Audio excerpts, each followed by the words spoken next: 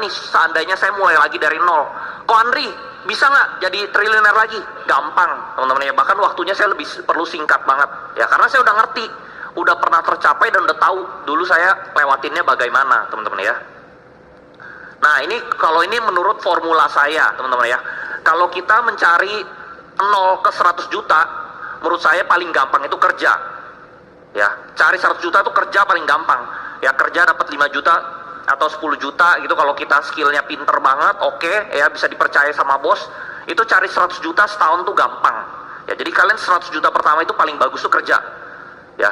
Level kedua, kalian mau mencari 500 juta itu self-employed. Self-employed itu apa? Kalian jadi profesional ya, kalian misalnya jadi fotografer, jadi editor ya, jadi apapun lah. Nah itu yang profesional teman-teman. Self-employed itu kalian harus tetap tukarkan tenaga kalian menjadi uang, tapi dengan nilai yang lebih tinggi. Nah itu harusnya kalian mencari 500 juta pertama tuh gampang ya.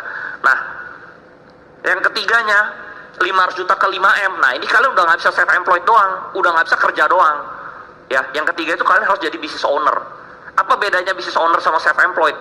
Kalau self-employed itu kalian tukarkan tenaga kalian, kalau business owner kalian bikin sistem ya, bikin sistem, kalian hire karyawan yang kerja ya, kalian dapat uangnya. Nah itu bisa dengan business owner, atau kalian bikin pabrik, atau kalian importir ya. Dulu saya, karena dulu saya pebisnis juga backgroundnya teman-teman ya, saya kerjain ekspor impor. Nah itu saya dapat teman-teman ya miliaran. Nah ini kalau kalian mau cari 500 juta sampai 5M.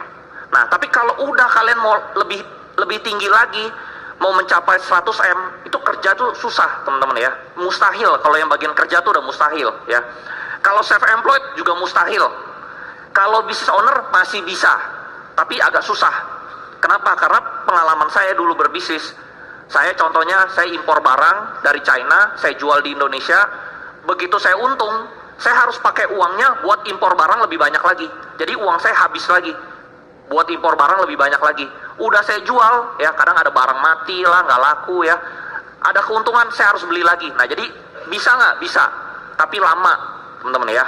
Nah yang cepat itu apa? 100M itu jadi investor, jadi trader dan investor saham itu cepet banget ya, karena nanti saya tunjukin, saya tuh cepet banget teman-teman ya. Saya cuma butuh, kalau 100M itu dari saham itu saya cuma butuh 3 tahun ya, nggak lama-lama banget. Nah berikutnya ke 1T, nah kalian harus cari saham-saham yang double, kalian harus invest. Kalau kalian trading bisa untung nggak? Bisa, tapi nggak bisa untungnya besar teman-teman ya, karena buat untung besar kalian harus masuk uang besar. Uang besar tuh harus saham yang ada fundamentalnya, yang harus ada story-nya, baru bisa bertumbuh.